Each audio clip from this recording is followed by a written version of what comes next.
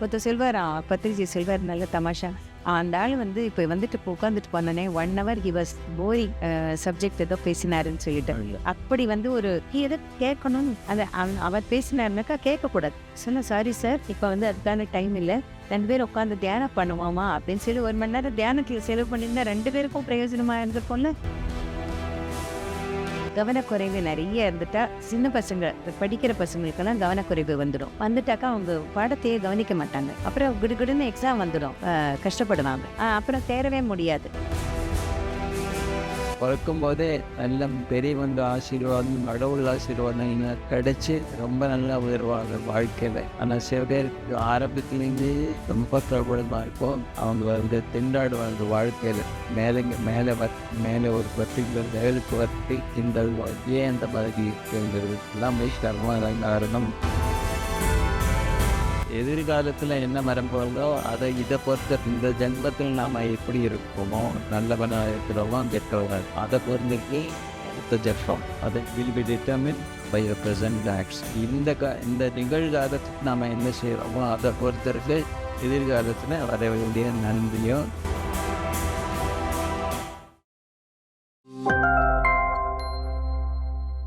தேவையில்லாத நிறைய பேசுகிறோம், தேவையில்லாத எண்ணங்களை தக்க வச்சுக்கிறோம், தேவையில்லாமல் நிறைய சாப்பாடு சாப்பிட்றோம், தேவையில்லாத விஷயங்கள் எல்லாம் ஈடுபட்டுக்கிறோம், தேவையில்லாததான் கேட்குறோம் காதில். ஒருத்தர் சொல்வார், பத்திரிஜி சொல்வார் நல்ல தமாஷா. அந்த ஆள் வந்து இப்போ வந்துட்டு இப்போ உட்காந்துட்டு போனோடனே 1 hour he was boring subject ஏதோ பேசினாருன்னு சொல்லிட்டு. அப்படி வந்து ஒரு எனக்கு வந்து வெறுப்பு கொடுக்கக்கூடிய ஒரு சப்ஜெக்ட் வந்து அது மாதிரி பேசிட்டாரு, யாரோ பேசிட்டு போனாரு 1 ஹவர். எதை கேட்கணும் அதை அவர் பேசினாருனாக்கா கேட்கக்கூடாது. சொன்ன சாரி சார், இப்போ வந்து அதுக்கான டைம் இல்லை, 2 பேர் உட்காந்து தியானம் பண்ணுவோமா அப்படின்னு சொல்லி 1 மணி நேரம் தியானத்தில் செலவு பண்ணியிருந்தா 2 பேருக்கும் பிரயோஜனமாக இருந்திருக்கும்ல. அவர் வேண்டாத பேச ஆரம்பித்தாலே நம்மளுக்கு தெரிஞ்சு போயிடும் ஏதோ பேச ஆரம்பிக்கிறேன்னு. உடனே நம்ம அதை கட் பண்ணி நல்ல விஷயத்துக்காக செலவு பண்ணணும். ஸோ இதெல்லாம் நம்ம வந்து கவனக்குறைவுனால நம்மளுக்கு ஏற்படுது. ஸோ இந்த மாதிரி கவனங்கள். அதே மாதிரி கை கால் வேணும்னு தானே ஆட்டுறது, கால் ஆட்டிகிட்டே இருப்பாங்க சிலவங்க. இதுலலாம் என்ன ஆயிடும்னாக்கா எனர்ஜி போயிடும். நம்ம விழிப்புணர்வோட இல்லை. காலை கை இங்கே ஆட்டுறது அப்படியே கொஞ்சம் அசைஞ்சுக்கலாம். இப்படியே உட்கார்ந்தோன்னா கொஞ்சம் வலி இருக்குன்னா கொஞ்சம் அசைஞ்சுக்கிறது வந்து அது இயற்கை. ஆனால் பொழுதுனைக்கு அந்த காலை ஆட்டிகிட்டே இருப்பாங்க, கையை ஆட்டிகிட்டே இருப்பாங்க. பார்த்தீங்கன்னா நிறைய பேர் அந்த மாதிரி ஒரு பழக்கத்துக்கு ஆளாகிறாங்க. ஆனால் என்ன ஆயிடும்னா அது வந்து கவனக்குறைவினால ஏற்படுது, கவனமே இல்லை.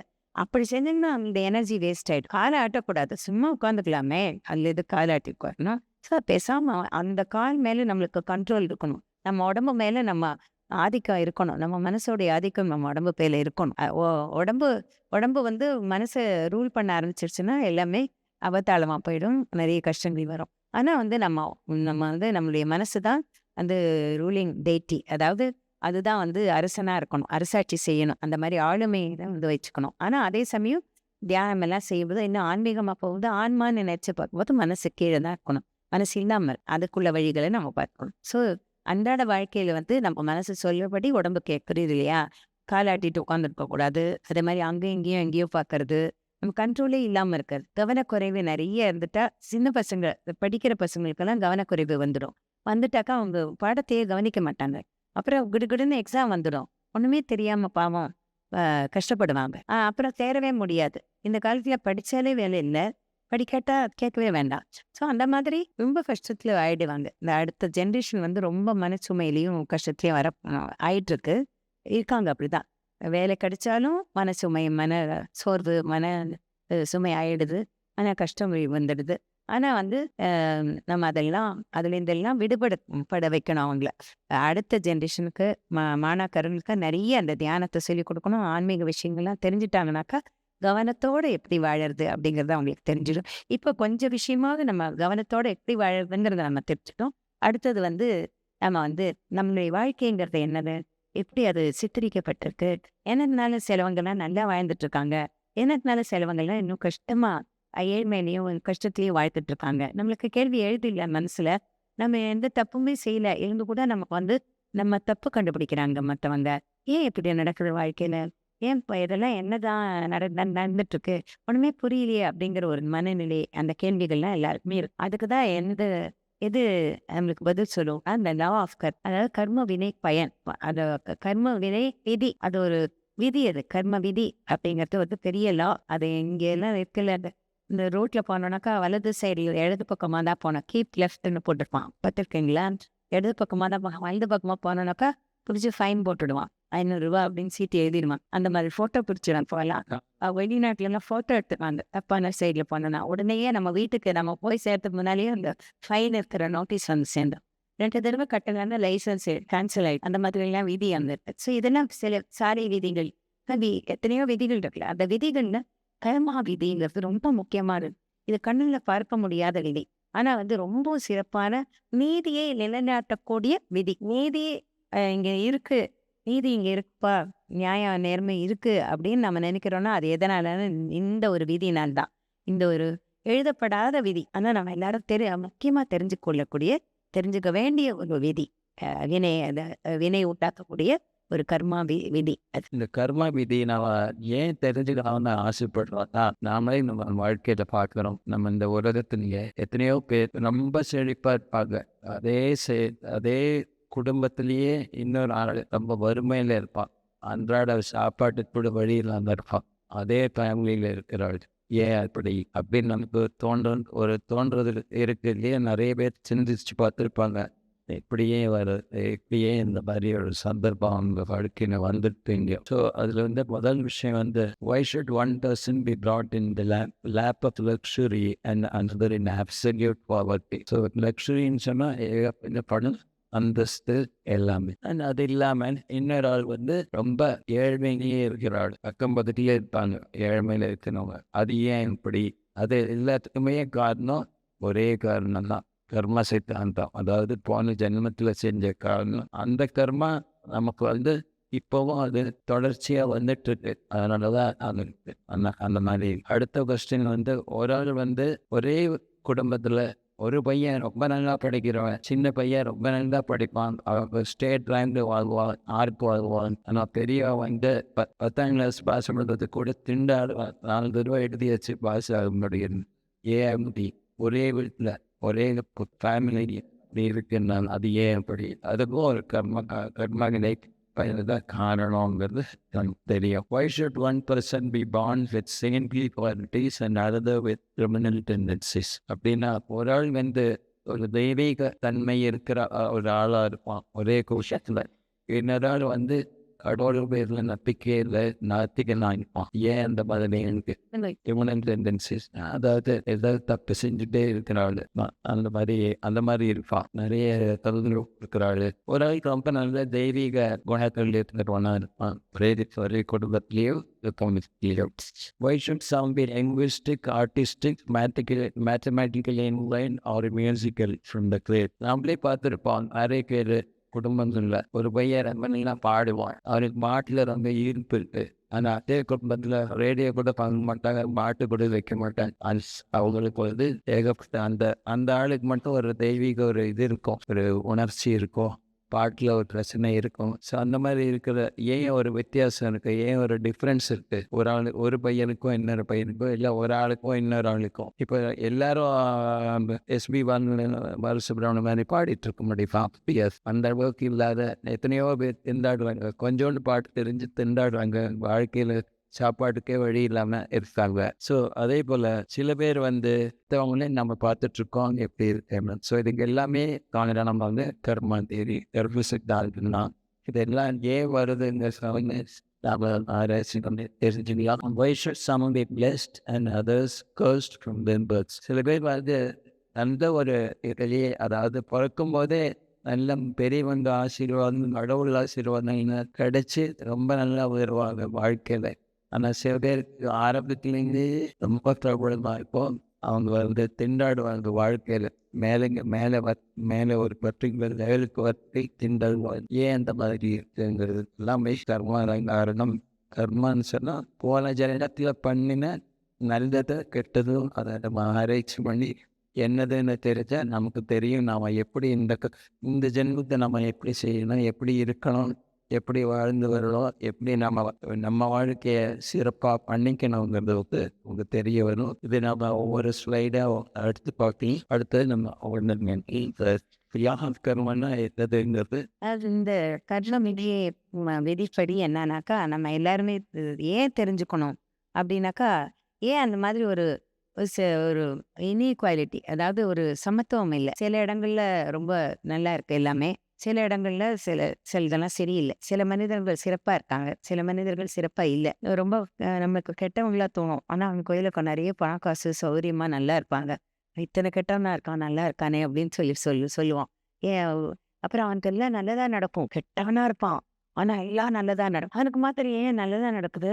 நம்ம நம்ம இத்தன நல்லது செய்துட்டும் நம்மளுக்கு கெட்டதா தானே எல்லாம் வந்து விளையுது. அப்படின்னுங்கிற ஒரு கேள்வி இருக்கும்ல மனசுல. அதெல்லாம் நெறைய இருக்கும். ஆனா அதுக்கெல்லாம் பதில் இந்த கர்ம வினை பயன் அப்படிங்கிற ஒரு நீதியை நிலைநாட்டக்கூடிய சமாச்சாரம் தான் இந்த கர்ம பெண். அதுலேருந்து நம்ம தெரிஞ்சுக்கலாம். Karma comes from the root three to act and means action or deed. அதாவது செய்கை. கர்மங்கிற வார்த்தையே வந்து க்ரீங்கிற வார்த்தையிலேருந்து வருது. க்ரு அல்லது க்ரி. அது என்னன்னாக்கா நம்ம செய்யும் வினைகள். என்னென்ன செய்றோமோ வேலைகள் அதுதான் அந்த க்ரி அப்படின்னாக்கா. ஸோ அதுலேருந்து தான் வருது. அதாவது நம்மளுடைய என்னென்ன அ வே என்னென்ன வேலைகள் செய்றோமோ அத பொறுத்து இருக்கு அப்படின்னு சொல்லிட்டு சொல்றாங்க. ஆனா அந்த க்ரியில வந்து என்னென்ன அடங்கியிருக்குனாக்கா, வெறும் வேலைகள் மாத்திரம், நம்ம செயல்கள் மாத்திரம் இல்ல. நம்முடைய எண்ணம், சொல், செயல் மற்றும் உணர்ச்சி கொந்தளிப்பு இதெல்லாம் கூட அடங்கியிருக்கு. அந்த க்ரிக்குள் இத்தனை அதுல வந்து ஆக்ஷன் ஆர் டீடு மாத்திரம் தான் போட்டிருக்காங்க. ஆனா அது மாத்திரம் இல்ல. இ நம்மளுடைய எண்ணங்கள் கூட எண்ணங்கள்லேருந்து தான் எல்லாமே ஆரம்பம். எண்ணங்கள் அந்த க்ரிக்குள்ள அத்தனையும் அடங்கும். எண்ணங்கள், சொற்கள், நம்முடைய செயல்கள் மற்றும் நம்முடைய உணர்ச்சிகள். இவ்வளவும் அடங்கி இருக்கிறது தான் க்ரி. இவ்வளவும் வந்து நம்ம வந்து Actions of the body. அப்ப ஆமா. இது வந்து என்னன்னா, நம்ம வந்து அப்படி தெரிஞ்சுக்கணும். நம்ம என்ன வேணா நெனச்சுக்கலாம். அதனால நம்மளுடைய ஆக்ஷன் சரியா இருந்தா போதும் அப்படிங்கிற மாதிரி கிடையாது. என்ன நெனச்சிருக்கோமோ அதுவும் கூட முக்கியம் தான். ஸோ அப்புறம் any action physical or mental is called karma. எந்த செயல் செய்தாலும் அது கர்மான்னு சொல்றோம். As every action is bound to produce its action or result is also karma. அதோடைய ரிசல்ட், அதாவது ஒரு கர்மான்னாக்கா ஒரு வினை செய்கிறோம். இப்போ எண்ணங்கள் எண்ணிடுறோம். ஆனா அதோடைய பலன் வரும் இல்லையா? கர்ம வினை பயன் அப்படின்னு வரும். வினை பயன். வினை செய்துட்டு அதோடைய பயன். அந்த பயனையும் கர்மான்னு தான் செயலியும் கர்மா தான், பயனையும் கர்மா தான் அப்படின்னு சொல்றோம். ஏன்னா அது வந்து நம்மளுக்கு எளிதாயிடும். ஒரே வார்த்தையில அவ்வளவும் அடங்கிடுது. இந்த word karma includes both the cause and the effect. ரெண்டுமே அடங்கியிருக்குல. அதாவது செயல் செய்யறதோ அல்லது எண்ணங்கள், சொல், செயல், இது உணர்ச்சிகள் மட்டும் அல்லாம அதுல அடங்கி இருக்கிற சமாச்சாரங்கள். அதுல வினை அடங்கியிருக்கு. அந்த வினை பயனும் பயன் அடங்கியிருக்கு. இதெல்லாம் அடங்கிறது தான் ஒரே சொல் கர்மான்னு சொல்லும். So all actions of the body, mind and senses are all karma and produce results being governed by the law of causation. So அதாவது இது எல்லாத்துக்குமே எது வந்து முக்கியமா ஒரு விதி இருக்கு. அது இந்த விதி தான் இதெல்லாம் ஈர்க்குது அப்படின்னு சொன்னாக்கா அது வந்து காசேஷன். அதாவது இதை செய்ய தூண்டுது, எண்ண தூண்டுது, சொல்ல தூண்டுது, செய்ய தூண்டுது, அந்த மாதிரி உணர்ச்சி கொந்தளிப்புல இருக்க தூண்டுது. அப்படி தூண்டக்கூடிய ஒரு விதி இருக்கு. நம்ம அந்த விதியை நம்ம தெரிஞ்சுக்கணும். தெரிஞ்சுட்டோம்னா அதை வந்து சரியா தெரிஞ்சுட்டோம்னா சரியான இடத்துல சரியான எண்ணங்களை வச்சுக்குவோம், சொற்களை வச்சுக்குவோம், செயல்களை வச்சுக்குவோம். உணர்ச்சி கொந்தளிப்புல இல்லாம இருப்போம். அப்படியே அப்போ வந்து அதுக்கு வினை பயனே இல்லாம இருக்கும். நல்ல வினை பயன்லாம் வரும். ஸோ அந்த மாதிரி நம்ம எப்படி மாற்றிக்கலாம் அப்படிங்கிறத படிச்சுக்கலாம். ஸோ நாம் இப்போ பிறந்திருக்கோம், இந்த ஜென்மத்தில் நாம் இருக்கோம்னா ஒவ்வொரு ஆக்ஷன் போன ஜென்மத்தில் என்னென்ன பண்ணியிருக்கோம் அதை பொறுத்து தான் இருக்கும் இந்த ஜென்மத்தில் நமக்கு வர வேண்டிய நல்லது கெட்டதும். Our present character is result of our past. அதே போல் எதிர்காலத்தில் என்ன மரம் போகிறதோ அதை இதை பொறுத்த இந்த ஜென்மத்தில் நாம் எப்படி இருப்போமோ, நல்லவனாக இருக்கிறோமோ கெட்டவங்க அதை பொறுத்து எடுத்த ஜென்மம். ஆமாம், அதை will be determine by a present acts. இந்த நிகழ்காலத்தில் நாம் என்ன செய்கிறோமோ அதை பொறுத்தருக்கு எதிர்காலத்தில் வர வேண்டிய நன்மையும் எழுதலாம். The hypothesis of predestination and grace is non-existent under this law since we create our own realities. அதாவது நாம வந்து இது அப்படி இது நமக்கு வருது. அதாவது முன்னமே நம்ம வந்து விதிக்கப்பட்ட விதி இதுதான் அப்படின்னு சொல்லி சிலதெல்லாம் நினச்சிக்குவோம்.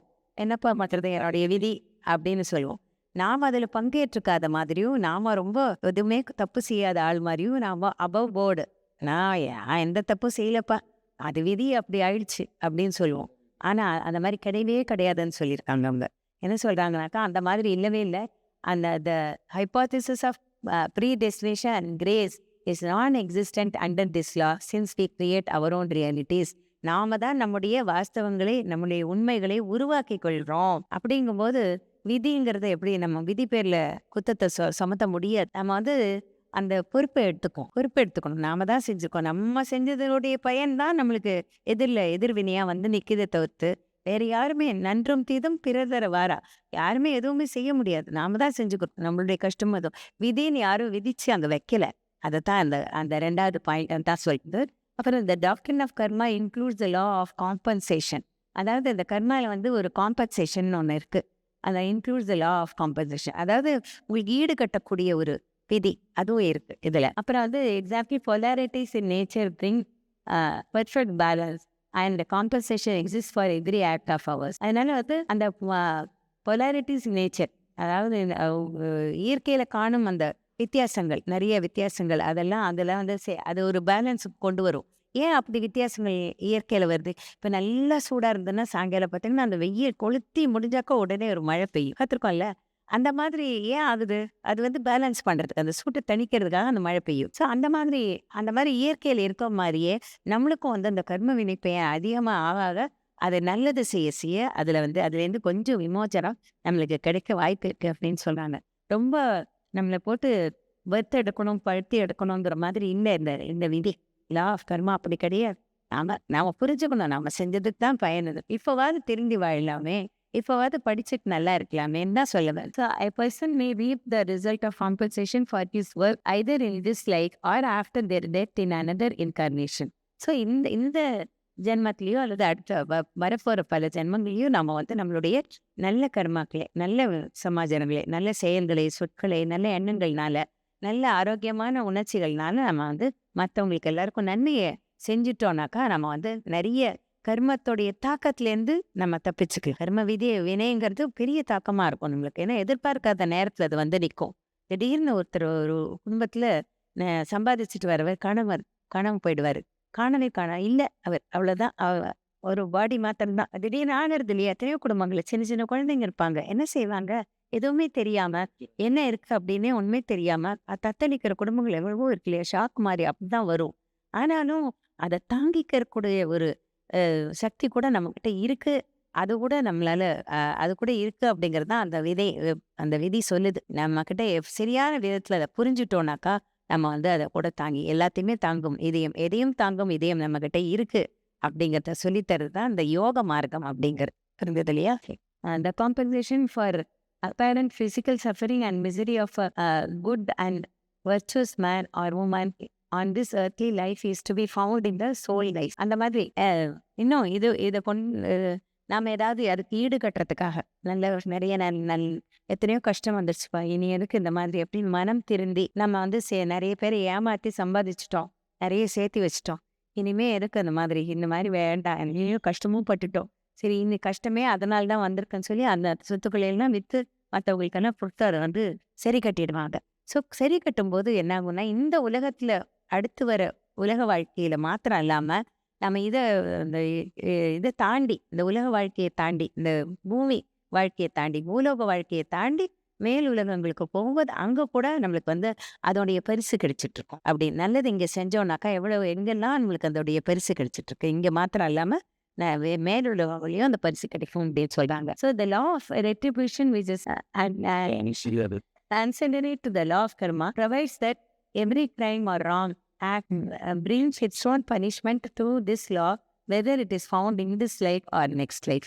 அதாவது law of retribution, இந்த மாதிரி பரிகாரம் அப்படிங்கிறது நம்மளுக்கு கிடைக்குது. நாம வந்து நல்லது செய்யும்போது அந்த நம்ம தப்பு செஞ்சதுக்கு ஒரு பரிகாரம் கிடைக்குது. தப்பை வந்து மன்னிச்சு, ஓகே இவங்க நல்லது செஞ்சிருக்கீங்களே, வெரி குட், இந்த தடவையாவது நல்லது செஞ்சீங்களே அப்படின்னு சொல்லிட்டு நம்மளுக்கு ஒரு ரெட்ரிபியூஷன் அது வந்து கிடைக்கிறது வந்து அது வந்து லா கர்மா, அந்த கர்ம வினைப்பயன் கூடயே சேர்ந்தது தான், அந்த விதி கூடயே சேர்ந்தது தான். அது இந்த ஜென்மத்திலையும் வரலாம், அடுத்த ஜென்மத்திலையும் வரலாம்.